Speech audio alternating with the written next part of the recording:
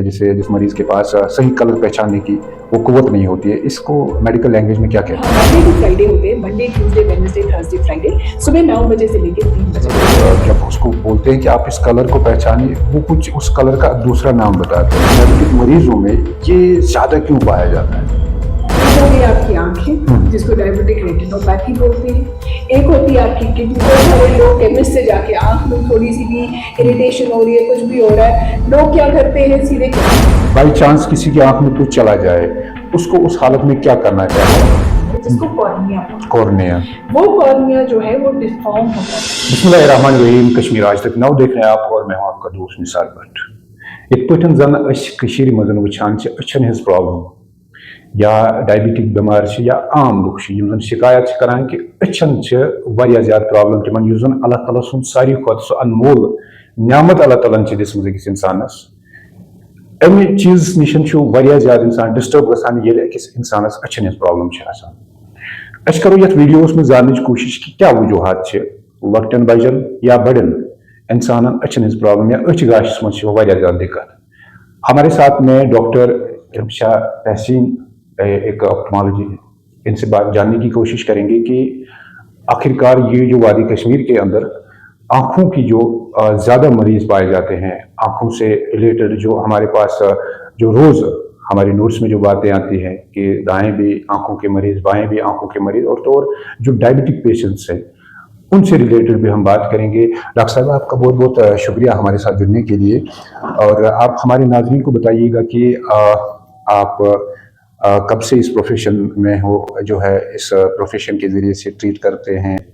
जी, अस्सलाम वालेकुम। मैं डॉक्टर इरमशा तहसीन, मैंने अपना MS ऑप्थेमोलॉजी दिल्ली से किया था, और उसके बाद मैंने फेलोशिप की थी फेको और एंटीरियर सेगमेंट में और रेटिना में। उसके बाद मैंने वही थोड़ी देर काम किया था, बाहर ही काम किया था। जी जी अब आके मैं श्रीनगर कश्मीर आई हूँ, जी जी और यहाँ इब्न सिना हॉस्पिटल में हमने अपना यहाँ ऑप्थेमोलॉजी यूनिट स्टार्ट किया है। जी।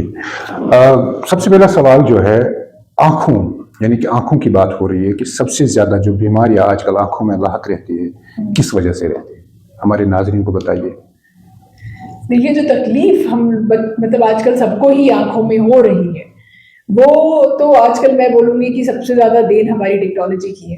क्योंकि हम ऑल द टाइम सारे ही, जब से बच्चा अभी छोटे 2 साल का ही होता है और बड़ों तक सारे ही, और बुजुर्गों तक सारे ऑल द टाइम फोन पे, डिजिटल डिवाइसेस पे अपने लगे रहते हैं। एक दूसरे से बात तो हम लोग कम ही करते हैं, लेकिन phone, TV, iPad, digital device, ये हमारे हाथ में ही रहता है, और ये एक बहुत बड़ा एपिडेमिक बनता जा रहा है। आंखों में ड्राइनेस होना, आंखों की एलिमेंट्स होना, ये एक बहुत बड़ी प्रॉब्लम बनती जा रही है सिंस चाइल्डहुड।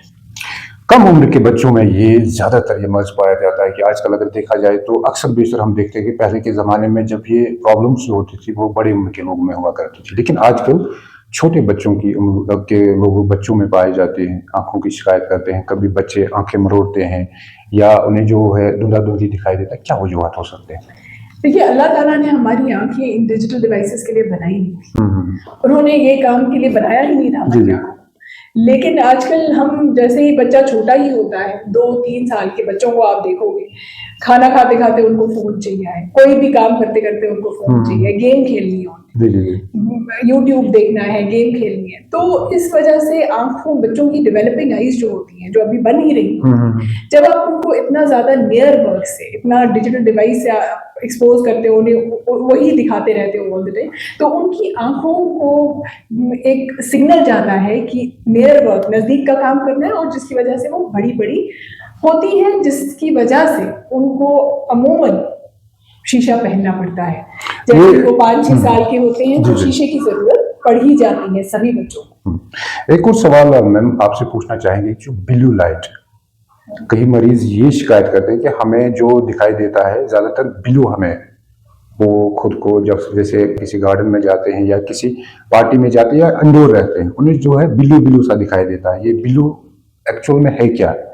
ये ब्लू दिखना, एक्चुअली ब्लू तो उतना वेग सी टर्म है, इसमें बेसिकली ब्लरिंग होने लगती है विजन की। आप इन्हीं डिजिटल डिवाइसेस की वजह से, फोन वगैरह यूज करने की वजह से हम लोग अक्सर ड्राइनेस हो जाती है आंखों की, जो टेयर फिल्म होती है हमारी आंखों की वो खराब होने लगती है। जी जी। जिसकी वजह से अब थोड़ी देर आपको ठीक दिखेगा, लेकिन थोड़ी देर के बाद विजन ब्लरी हो जाता है, क्योंकि हमारी आंखों के आगे जो लेयर है टेयर की, जिसने हमारी आंखों को बचा के रखा हुआ है, वो खराब होने लगती है। मतलब कि इसका असल इलाज क्या है जब किसी पेशेंट को ऐसा दिखे कि कभी कभार उसे ब्लू दिखाई देता है, जैसे इतने सारे कलर्स है दुनिया में, जिसे हम कलर ब्लाइंड कहते हैं, जिसे जिस मरीज के पास सही कलर पहचानने की वो कुव्वत नहीं होती है, इसको मेडिकल लैंग्वेज में क्या कहते हैं और ये क्यों होता है? ये कलर ब्लाइंडनेस है। कलर ब्लाइंडनेस एक कंडीशन होती है, ये मोस्टली बल्कि आपको रोकना चाहेंगे, बल्कि ये जेनेटिक नहीं होता है, पैदाशी नहीं होता है, बीच में कई मरीज ये शिकायत करते हैं कि हमें जो है प्रॉपर कलर, जब उसको बोलते हैं कि आप इस कलर को पहचानिए, वो कुछ उस कलर का दूसरा नाम बताते हैं। देखिए, वो मल्टीपल डिजीजेस की वजह से हो सकता है। जी। कलर ब्लाइंडनेस जो है वो तो जेनेटिक है जी। वो तो बचपन से है, उसमें आप कुछ नहीं कर सकते। लेकिन जो बाकी बहुत सारी ऐसी प्रॉब्लम्स होती हैं, जैसे कैटरैक्ट होता है, ज़ाद या ग्लाउकोमा होता है, जिसमें आंख का प्रेशर बढ़ जाता है, या फिर ऑप्टिक डिस्क जो आपकी नस होती है आंख की, उसकी जो बहुत सारी प्रॉब्लम्स होती हैं, उनकी वजह से जो कलर रिकग्निशन है वो थोड़ा सा वेरी कर सकता है, उसमें आप एग्जैक्ट कलर नहीं बता पाते। तो उसकी ट्रीटमेंट डिपेंड करता है कि प्रॉब्लम क्या है, उसके हिसाब से उसको। एक और महत्वपूर्ण सवाल है कि जब कोई डायबिटिक पेशेंट होता है, अक्सर बेशतर ये देखा गया है कि डायबिटिक पेशेंट में कई ऐसी बीमारी, अल्लाह ताला की तरफ से ऐसी नेमत है जिससे इंसान हर कोई चीज़ पहचान पाता है, बट जब यही आंखों की रोशनी थोड़ी धीमी हो जाती है, कम हो जाती है, धुंधला धुंधली दिखाई देता है, तो डायबिटिक बीमारों में, डायबिटिक मरीजों में ये ज़्यादा क्यों पाया जाता है? देखिए, डायबिटीज एक कंडीशन है, वो वैसे तो सब चीज़ों को ही इफेक्ट करती है, लेकिन 3 चीज़ों को वो ज्यादातर पकड़ती है। एक हो गई आपकी आंखें, जिसको डायबिटिक रेटिनोपैथी बोलते हैं, एक होती है आपकी किडनीज, जिसको डायबिटिक नेफ्रोपैथी बोलते हैं, और दूसरी नसें होती हैं, जिसको डायबिटिक न्यूरोपैथी। वैसे ही आंखों के लिए बहुत प्रॉब्लम होती है, डायबिटिक पेशेंट्स में बहुत प्रॉब्लम हो जाती है, क्योंकि ये छोटी छोटी आंखों की नसों को इफेक्ट करने स्टार्ट हो जाती है, और बहुत पहले से स्टार्ट हो जाती है। इसीलिए मैं हर एक को ये एडवाइस करती हूँ कि जिसको भी डायबिटीज है, उसको कम से कम साल में एक बार अपना आई चेकअप जरूरी करवाना चाहिए, क्योंकि बाद में जब प्रॉब्लम एक बार हो जाए, डायबिटिक रेटिनोपैथी एक बार हो जाए, फिर हर महीने इंजेक्शन करवाना, लेजर करवाना, ऑपरेशन कराना, ये बहुत मुश्किल रहता है पेशेंट्स के लिए, और उसका प्रोग्नोसिस भी कोई बहुत अच्छा नहीं होता है, तो परेशानी उसके बाद बहुत बढ़ जाती है। इसलिए बेहतर है कि prevention is better than cure. पहले ही आके अपना आंखों का, जिसको भी शुगर है, जिसको भी डायबिटीज है, थोड़ा आधा 1 घंटा निकाल के आके अपना आई टेस्ट करवा लीजिए। साल में एक बार भी करवाएंगे तो वो भी बहुत सफिशिएंट हो सकता है। अच्छा, ये जो दवाएं लेते हैं, मान लीजिए किसी पेशेंट को सिर में दर्द है, म्यादी की प्रॉब्लम है, गुर्दे की पथरी है, या कुछ एक ऐसी रिलेटेड बीमारियां हैं जो मेडिसिन हम लेते हैं, क्या कुछ एक मेडिसिन ऐसे भी हैं जिससे आंखों की रोशनी पे असर पड़ सकता है? जी बिल्कुल, ऐसी तो कुछ मेडिसिन या सेल्फ मेडिकेशन हो रही है? हाँ, सेल्फ मेडिकेशन मैं तो कहती हूँ सबसे ज्यादा इम्पोर्टेंट, जो आप आई ड्रॉप्स लेते हैं, आप फार्मेसी से, बहुत सारे लोग केमिस्ट से जाके, आंख में थोड़ी सी भी इरिटेशन हो रही है, कुछ भी हो रहा है, लोग क्या करते हैं, सीधे केमिस्ट के पास जाके दवाई ले लेते हैं और वो दवाइयां डालने शुरू हो जाती हैं। अब बहुत सारी इन दवाइयों में डेक्सामेथासोन स्टीरॉइड्स होते हैं, जो बहुत स्ट्रॉन्ग स्टीरॉइड्स होते हैं। अब पेशेंट डालता है एक बार दवाई, उसकी आंख एकदम ठीक हो जाती है, तो उसको तो लगता है कि ये कोई मैजिक ड्रॉप्स है, तो आंख ठीक हो गई। जब भी उसको फिर आंख में प्रॉब्लम होगी, वो वही दवाई डालेगा, और उसकी वजह से अक्सर ज़ाल, कैटरैक्ट, ग्लाउकोमा, जिसमें आंख का प्रेशर बढ़ जाता है, ये वाली कंडीशन होती ही होती है। अच्छा, तो पेशेंट को पता नहीं चलता है। एक और बात, जब किसी की आंख में कुछ चला जाता है, मान लीजिए कोई डस्ट चला जाए या कोई ऐसी सॉलिड चीज चली जाए, या कहीं लोगों में हमने ये पाया कि एल्फी वगैरह जो वो बॉन्ड होता है, हमने ये भी देखा कि किसी की आंखों में चला गया, या कोई धुआं जो इंसान के लिए सबसे ज्यादा मुज़िर है, बाई चांस किसी की आंख में कुछ चला जाए, उसको उस हालत में क्या करना चाहिए? हालांकि कहीं गांव देहात में मैंने देखा कि कुछ लोग जो है अपने आप ही, या तो उसके हाथ में कोई रुमाल होगी, कोई टिश्यू पेपर होगा, अपने आप ही खुद निकाल देते। तो ऐसे में क्या करना चाहिए? क्या ये हानिकारक है कि खुद अपने आंख का ये ऐसे कोई चली हुई चीज आंख में चल जाने के बाद फिर खुद ही निकालना? देखिए, डेंजरस तो ये होता ही है, ये तो होता ही है कि आपके पास अगर कोई फैसिलिटी सामने अवेलेबल नहीं है, आप खुद ही उसको ट्रीट करने की कोशिश करें, तो फायदे से ज्यादा नुकसान होने नुकसान के होते हैं, चांसेस बिल्कुल। बहुत ज्यादा है। तो जहां आपके पास फैसिलिटी अवेलेबल नहीं है कहीं डॉक्टर को दिखाने की, ऑप्थेमोलॉजिस्ट को दिखाने की, तो इमीडिएटली आपने जो डिस्टिल्ड वाटर होता है, बिल्कुल साफ वाला पानी होता है, उसको आप आंख में डाल के साफ कर कर सकते सकता हैं। है। लेकिन उसके बाद आपको डॉक्टर को दिखाना जरूरी जरूरी है। रहता है। और उसके साथ साथ अगर आंख में कोई सॉलिड चीज चली जाती है जिसका आपको लग रहा है कि आंख में कुछ है लेकिन निकल नहीं रहा है, तो वो तो आपको डॉक्टर से ही निकलवाएंगे तो बेहतर है, क्योंकि एक बार इन्फेक्शन आंख में हो गया तो उसको भी ट्रीट करना बड़ा मुश्किल रहता है और अपना घाव छोड़ जाता है।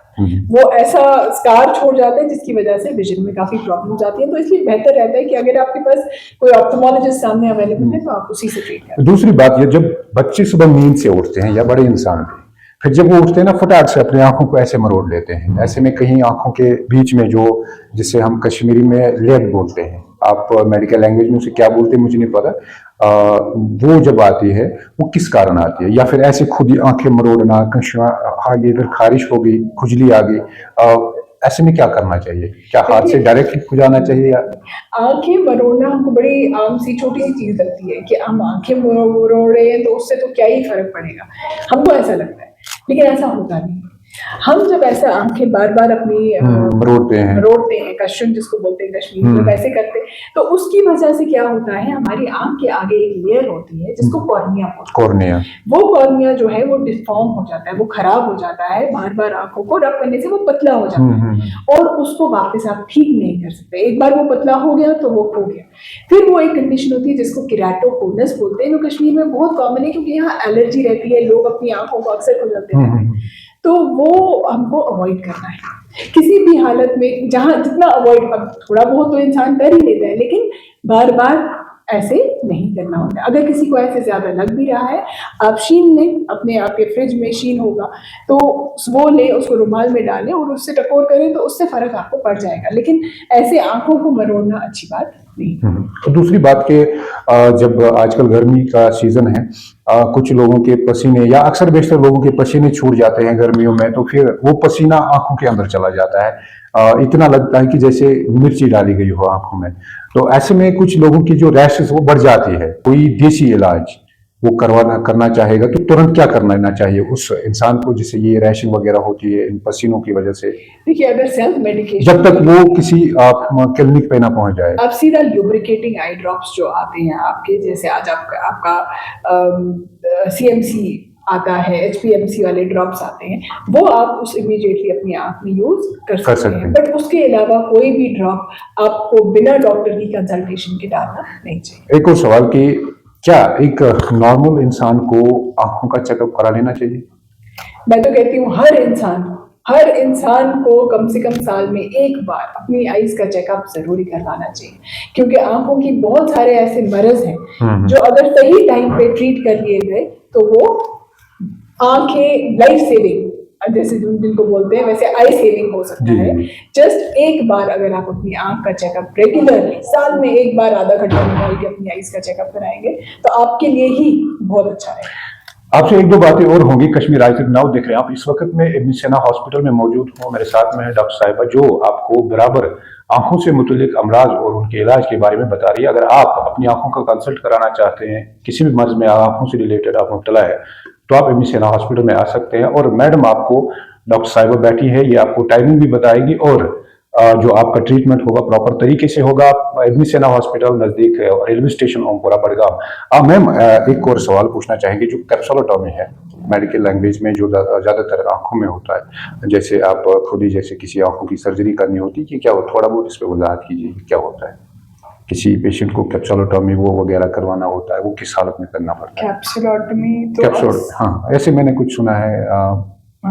कैप्सुलोटॉमी तो नॉर्मली ये लेजर से होती है। जी। और जब पेशेंट्स को जाल का जो ऑपरेशन करवाते हैं उसके बाद जो आपकी जो जहां आपने लेंस डाला होता है उसके पीछे थोड़ी सफेदी आ जाती है, उसको हटाने के लिए हमारे पास मशीन यहाँ भी है, उसको लेजर लेजर बोलते हैं। उस लेजर से आप उसको हटाएंगे तो एकदम साफ हो जाता है। 2 मिनट का प्रोसीजर रहता है। अच्छा, हमारे नाजरीन को जाते जाते आप बताइए कि इधर इब्न सीना हॉस्पिटल में किस तरह के ट्रीटमेंट्स आप करते हैं, चाहे बच्चे हों, बूढ़े हों, बुजुर्ग हो, कोई भी हो, आप हमारे नाज़रीन को ये थोड़ा बहुत डिटेल में बताइएगा किस तरह के ट्रीटमेंट्स यहाँ पे आप करते हैं। देखिए, यहाँ आपके पास आई रिलेटेड, आंखों के रिलेटेड सारी फैसिलिटीज अवेलेबल हैं, जिसमें आपका फेको जो आपका मशीन से ऑपरेशन करते हैं हम आई का, वो भी आपके पास यहाँ अवेलेबल है।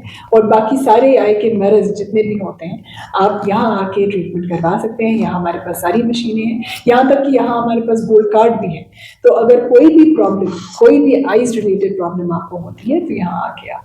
मैम अपनी टाइमिंग आप बताइए, आप कब से कब तक यहाँ पे पेशेंट को कंसल्ट करते हैं? हम यहाँ मंडे टू फ्राइडे होते हैं, Monday, Tuesday, Wednesday, Thursday, Friday, सुबह 9 बजे से लेके 3 बजे तक हम यहीं अवेलेबल। बहुत बहुत शुक्रिया डॉक्टर साहब हमारे साथ बात करने के लिए, और आप सभी नाजरीन का बहुत बहुत शुक्रिया हमारा ये शो देखने के लिए। और आपसे इतना कुछ कहेंगे जाते जाते कि आप इस वीडियो को ज्यादा से ज्यादा शेयर करें। और दूसरी बात, अगर आप आंखों के मर्ज में मुब्तला है, चाहे बच्चे हो, बुजुर्ग हो, कोई भी हो, चाहे डायबिटीज में आप मुब्तला हो, आप यहाँ पर अपनी आंखों का चेकअप करा सकते हैं।